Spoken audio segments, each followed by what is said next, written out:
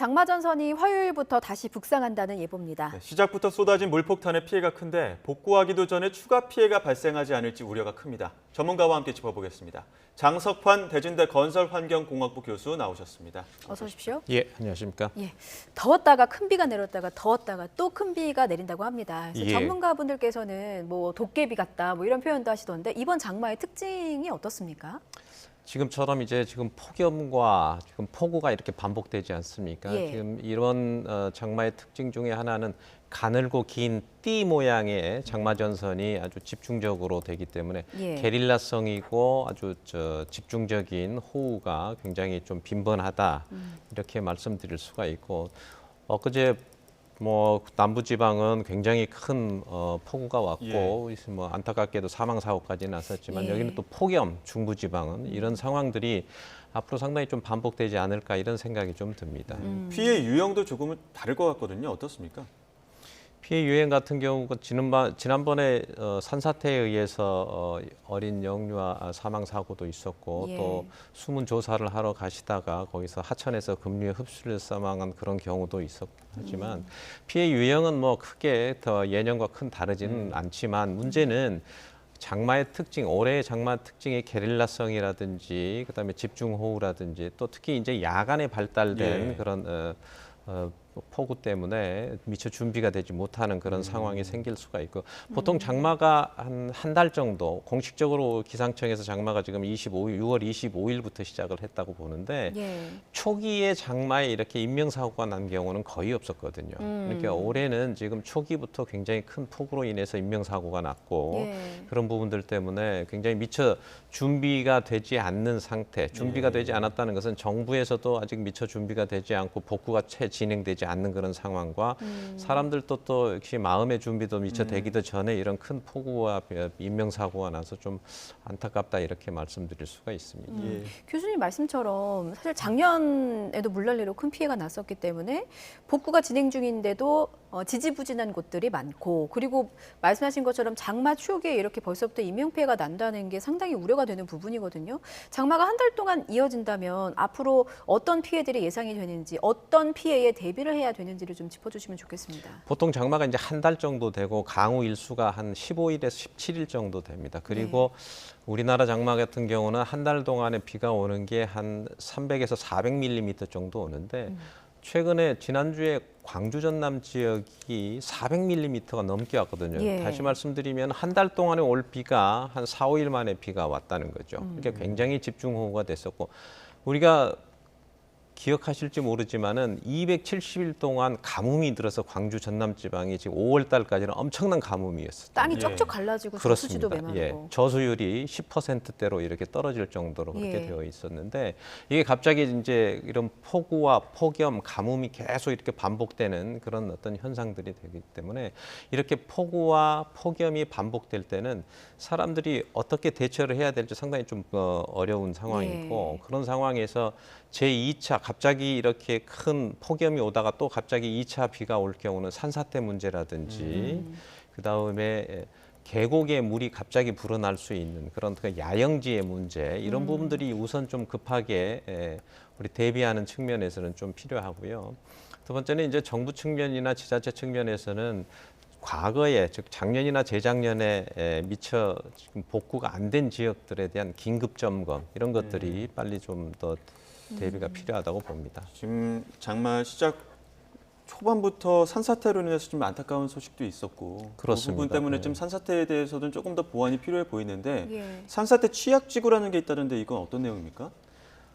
지난번에 이제 영주에서 산사태 사고가 났었죠. 예. 산사태 취약지구는 이제 산림청에서 산사태 취약지구, 산사태 위험지도를 이제 공개해서 발표를 하고 있는데 사실은 그게 그렇게 큰 현실성이 좀 없어 보입니다. 첫 번째는 거기에 들어가 있는 어떤 실시간으로 지금 현재 비가 오는 상태에서 어느 지역에서 산사태가 위험하다고 하는 걸 실시간으로 예보를 할 수가 없고 두 번째는 산사태 취약지구로 돼 있는 경우는 어느 정도는 대비를 좀 하고 있기 때문에 두 가지 네. 측면에서 산사태 취약지구나 산사태 위험지구로 지정된 곳에서 산사태가 발생할 경우는 상당히 적고 예. 그 외의 지역에서 상당히 많이 나거든요. 이번 영주 산사태 같은 그렇습니다. 경우도 취약지구는 아니었던 거죠. 취약지구나 산사태 위험지구가 아닌 지역에서 났었는데요. 가장 중요한 부분은 그 지역이 과연 최근에 얼마만큼 개발이 그리고 얼마나 진행이 됐는가 이런 부분들이 굉장히 중요한 부분입니다.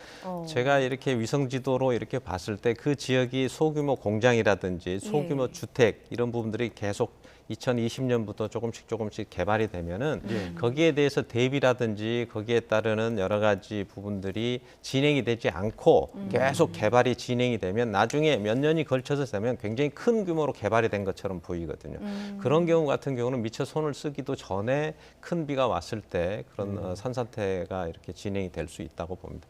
우리가 흔히 대형 공사 같은 경우는 예. 그런 준비나 그리고 그런 재해 영향 평가라고 하는 그 제도에 의해서 준비를 철저히 하도록 준비가 되어 있는데 그렇게 소규모로 개발이 계속 진행이 된 경우는 준비가 미처 되지 않는 지역이라고 볼 수 있습니다. 그러니까 소규모 개발이라는 게 뭐 펜션 단지라든지 뭐 전원마을 조성이라든지 혹은 뭐 그렇습니다. 태양광 같은 그런 개발 관련한 에서 산지를 좀 깎아내리는 이런 부분이 좀 산사태에 각별히 좀 조심해야 그렇습니다. 된다. 자연재해 대책법이라고 하는 그 법령에 의해서 보면 재해 영향 평가를 하도록 되어 있습니다. 그런데 그게 10,000제곱미터 이상이 되는 경우만 하거든요. 즉 10,000제곱미터 이하로 개발을 할 경우는 재해 영향 평가나 이런 부분을 피해서 개발을 할 수 있기 때문에 개발을 업자라든지 이런 부분들은 대부분 10,000제곱미터 이하로 개발을 하고 또 한 1, 2년 있다가 또 개발을 하고 그러면 4, 5년 동안에 몇만 제곱미터의 개발지가 되거든요. 처음부터 몇만 제곱미터를 개발을 하게 되면은 재해영향 평가에 의해서 산사태 뭐 사방댐을 설치한다든지 저류지를 설치하든지 이렇게 준비를 하고 시작하는데 소규모로 개발을 하면은 그런 법령인 부분을 피해가기 때문에 그런 편법 혹은 그것을 악용하는 사례들이 상당히 많이 있어서 그런 부분들이 예. 좀 지적할 수 있습니다. 그렇군요. 매번 그 장마 때마다 나오는 땅 꺼짐 현상도 항상 그 위험 요소로 지목이 되고 있는데 지금 위험도는 어느 정도로 보십니까? 지금 이제 비가 왔다가 잠시 소강 상태가 되어 있잖아요. 네. 그 다음에 이렇게 갑자기 날이 맑아지고 그러면은 땅 속에는 이제 비가 오면은 땅 속에 지하수가 물이 차게 되어 있는데 비가 어느 정도 또 안 오면은 그 지하수가 밑으로 빠지게 되어 있습니다. 그 지하수가 급격하게 변하게 되면 그 중간에 공간이 생기고 이 공간이 확대가 되면 그게 이제 싱크홀이 발생을 하고 싱크홀이 위에서 압력을 가해진다든지 무게에 의해서 견디지를 못하고 이렇게 땅이 꺼지는 현상이 생기고 있고 예. 대부분이 이제 차를 타고 가시다 보면 이제 시청자분들도 이렇게 아스팔트 부분에 조그맣게 파여 있어서 파여 있는 부분들. 바퀴가 거기에 빠진다든지 굉장히 예. 큰 피해가 날 수도 있는데 그게 포트홀이라고 하죠. 포트라고 예. 하는 것은 냄비 모양에 생긴 표면에 생긴 홀을 포트홀이라고 하는데 그런 경우도 상당히 위험하다고 볼 수 지금 있습니다. 화면 보시면은 그냥 도로가 움푹 파이는 정도가 아니라 아예 편의점 내려앉는 이런 땅 꺼짐 현상도 있다 보니까 피해를 좀 키우는 거 아닌가. 아마 사진이 아마 작년에 양양에서 일어났던 예. 싱크홀 사진인 것으로 예. 보여지는데요. 그 주변에 대부분 싱크홀이 한 3가지 정도의 그 원인에 의해서 생기는 듯 하나는 원래 석회석 집안처럼 우리가 석회하면 동굴이 생기는 것처럼 집안에 의해서 공간이 생기는 경우와 주변의 대형 공사로 인해서 지하 수위가 갑자기 내려가서 그 부분들에 의해서 지하수가 내려가다 보면은 중간에 공간이 생기고 흙과 흙 입자 사이에 있는 물이 빠져나가면서 생기는 공간이 점점 커지면서 생기는 부분하고 예. 세 번째로는 상수도나 하수도에서 누수의 현상에 의해서 물이 나가면서 흙과 같이 쓸려 내려가면서 공간이 하나 생기면 중력에 의해서 아래쪽으로 점점 커져서 그런 부분들이 생기는데 저런 부분들은 이제 주변에 큰 공사를 하다가 생기는 그런 현상으로 보여집니다. 근데 지금 보면은 뭐 이렇게 도로 위에 패인. 그러니까 예. 지금 비가 안 왔다고 해서 표면이 말랐다고 해서 땅 밑 상황을 다 알 수 있는 건 아니어서 좀 도로가 패이거나 이런 곳은 좀 각별히 주의할 필요가 있다 이렇게 좀 여기면 되겠습니다. 그렇습니다. 전체적으로 최근에 대형 공사장이 있었다든지 예. 또 하나는 상수도나 하수도를 오랫동안 한 30년 이상, 40년 이상 최근에 이제 신도시 개발 같은 경우는 30년, 40년 정도 되어 있는 그런 어떤 오래된 도심지의 상하수도 관로의 누수 문제 이런 부분들을 조심하시면 예. 될 수 있습니다. 예, 알겠습니다. 지금 저희 그 장마철이어서 어떻게 하면 대비하고 사고를 막을 수 있을까? 사고가 났을 때 어떻게 좀 대피할 수 있을까? 이런 방법들에 대해서 논의를 하고 있는데요. 우리 집 주변이 침수 위험이 있을 수 있잖아요. 그래서 그렇습니다. 예. 이게 도시 침수 지도라는 게 있더라고요. 그래서 저희가 관련해서 그래픽을 좀 준비를 해봤습니다. 침수 위험 지도를 들여다봤는데 일단 서울시에 있는 상습 침수 구역으로 꼽히는 강남구 사진을 좀 준비를 해봤습니다. 일단 도시 침수 지도라는 거는 비가 많이 오는 상황에서 침수 범위를 좀 예상을 하고 어느 정도로 침수 가능성이 있는지를 표시를 한 거거든요. 교수님, 이거 설명이 좀 필요한 것 같습니다. 작년에 강남 특히 그 서초구에서 피해가 좀 컸습니다. 서초구의 침수 위험 지도를 저희가 그래픽으로 좀 보여드리고 있습니다. 저기 이제 강남역 일대에서 그러니까 강남구와 서초구 일대가 이제 강남역이 저지대 현상이어서 작년에 물이 그쪽으로 그렇죠. 모이고 굉장히 큰 피해를 입었던 것으로 보여지는데요. 예. 환경부에서 특히 홍수 통제소라고 하는 곳에서 예. 우리나라의 침수 위험 지도를 작성을 해서 공개를 하고 있습니다. 예. 침수 위험 지도는 두 개인데요. 예. 하천이 범람돼서 생긴 하천 범람 위험 지도하고 예. 도시 침수 위험지도 이렇게 되어 있습니다. 하천 범람 위험지도라고 하는 것은 하천에 물이 넘쳐서 큰 비가 와서 하천으로 모였을 때 그 비가 넘쳤을 때 어느 정도까지 침수가 되고 어느 지점이 침수가 되고 어느 깊이까지 침수되는 것을 나타내 주는 것이 하천 범람 위험지도고요. 도심 침수 위험지도라고 하는 것은 그러니까 도심지는 대부분 이제 하수관에 의해서 물을 빼는 현상이 있는데 예. 이 물이 빠지지 않거나 하수관의 기준이 되는 설계 이상의 비가 왔을 경우에 예. 그런 부분인데 지금 이제 침수지도에 보면은 색깔별로 표시가 되어 있을 거예요. 그래서 예. 이제 다시 한번 보여주시겠습니까? 예.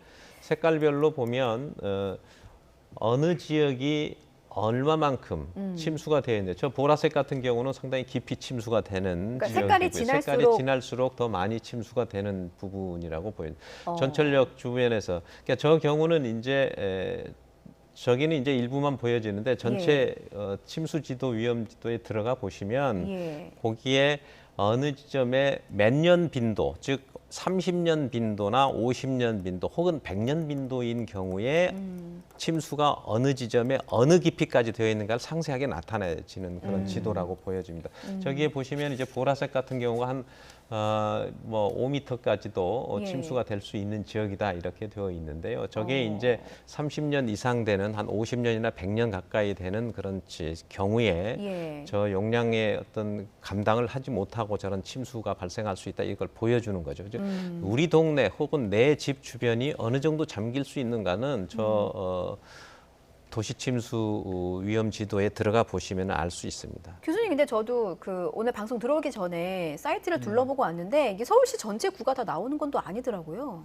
그게 참 안타까운 일인데 서울시가 25개의 구가 있지 않습니까? 예. 그중에서 9개 구만 저게 지금 되어 있고 나머지는 저걸 공개를 하지 않고 있습니다. 그게 이제 여러 가지 이유가 있겠지만 아직 이제 구축이 안 된 경우도 있고 어떤 경우는 아마 그 지역에 있는 주민들이나 아마 단체장분들이 그 지역의 침수 위험 지도를 나타내면 재산권이라든지 또 어떤 집가에 영향을 줄까 봐 이런 생각을 하고 있는데 사실은 저런 지도가 나타나면은 더 많은 부분들이 투자가 되고 훨씬 더 안전해질 수가 있기 때문에 오히려 더 적극적으로 공개를 하고 적극적으로 더 그 부분들에 대한 대비를 마련하는 게 훨씬 더 중요한 일이라고 보여집니다. 네, 지금 앞서 지도로도 보셨지만 지난해 피해가 많았던 지역은 아직 복구되지 않은 곳들도 많다고 또 하고요. 또 장기적인 대책으로 이런 피해를 줄이기 위해서 배수 터널 설치 논의도 있어 왔는데 아직까지 제대로 좀 이행이 되지 않은 측면이 있는 것 같더라고요. 작년에 이제 강남역이 침수가 됐고 예. 2010년도에 광화문이 침수가 됐었거든요. 또 작년에 신도림동에서 그 반지하에서 그 사망 사고도 났고 그래서 이 특정한 여러 개 지역 중에 특히 이제 광화문, 신도림 그리고 강남역 부분에 대해서 대심도 터널을 통해서 예. 홍수 저감을 좀 하려고 계획을 되고 있는데 아직 구체적으로 아마 시행은 되리라고 생각하고 있는데 아직은 좀 지지부진한 것 같아요. 그 부분들이 빨리 좀 진행이 될 필요가 있고요. 그 부분들에 대해서는 좀 적극적인 치수 대책을 좀 수립할 필요가 있다고 보여집니다. 짧게만 하나만 더 예. 질문을 드릴게요. 지금 배수터널 설치가 좀 지지부진한 상황이라고 하는데 이제 사실 그 터널을 설치하는 거는 상당히 긴 시간과 많은 예산이 필요한 일이잖아요. 근데 더 큰 비가 오기 전에 지금 잠깐 비가 소강 상태일 때 대비할 수 있는 방법은 어떤 게 있는지 좀 짧게 짚어주십시오. 지금은 이제 대심도 터널 같은 경우는 굉장히 긴 공사 기간이 필요하고요. 예. 지금은 이제 배수 펌프장이라고 하는 곳과 그다음에 배수 펌프장으로 가는 그 관로 이런 부분들에 대한 점검 및 대비를 좀 철저히 하는 게 예. 가장 우선적으로 지금 급박하게 해야 될 부분이라고 보여집니다. 예. 특히 뭐 반지하처럼 취약 침수 지역에 있는 분들은 큰 비가 내린다고 하면 미리미리 좀 대피하셔서 인명피해 없도록 좀 주의하시면 좋겠습니다. 지금까지 장석환 대진대 건설환경공학부 교수와 함께 말씀 나눠봤습니다. 교수님 잘 들었습니다.